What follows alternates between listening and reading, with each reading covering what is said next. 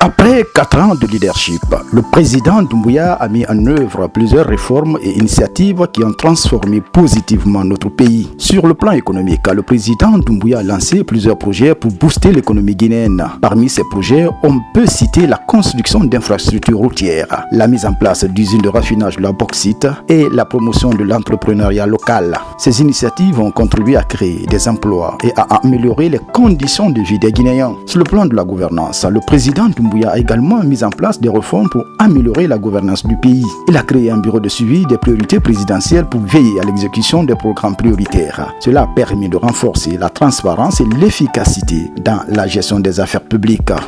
Sur le plan de la promotion de la paix et de la réconciliation, le président Doumbouya a fait de la promotion de la paix et de la réconciliation nationale une priorité. Il a initié des dialogues avec les différents acteurs politiques et sociaux pour créer un climat de confiance et de stabilité dans le pays. Toujours sur le plan du développement des infrastructures, le président Doumbouya a lancé plusieurs projets de construction d'infrastructures, notamment des routes, des ponts et des bâtiments publics. Ces projets ont amélioré les conditions de vie des populations et faciliter les échanges économiques. Sur le plan de l'équipement et modernisation des forces de défense et de sécurité, le président Doumbouya a également mis l'accent sur l'équipement et la modernisation des forces de défense et de sécurité. Cela a permis de renforcer la sécurité nationale et de protéger les populations contre les menaces intérieures et extérieures. Sur le plan de la promotion de l'éducation et de la formation, le président Doumbouya a initié des programmes pour promouvoir l'éducation et la formation des jeunes Guinéens. Cela a permis de renforcer les capacités des futurs leaders et de préparer la relève pour un développement durable. Sur le plan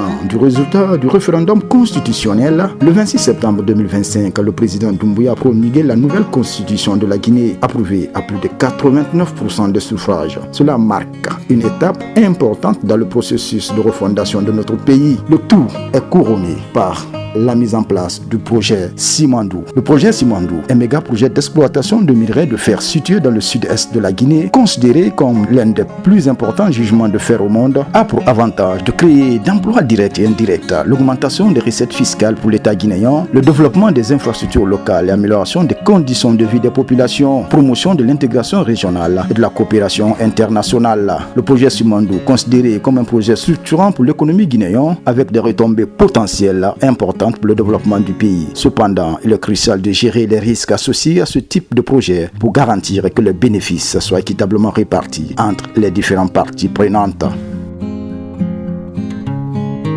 Son objectif sera de dynamiser l'économie guinéenne à travers la modernisation des infrastructures et la diversification économique. Aussi renforcer la régulation environnementale et créer des mécanismes de compensation pour les populations locales. Établir aussi des partenariats avec d'autres pays producteurs pour promouvoir une gestion responsable des ressources minières.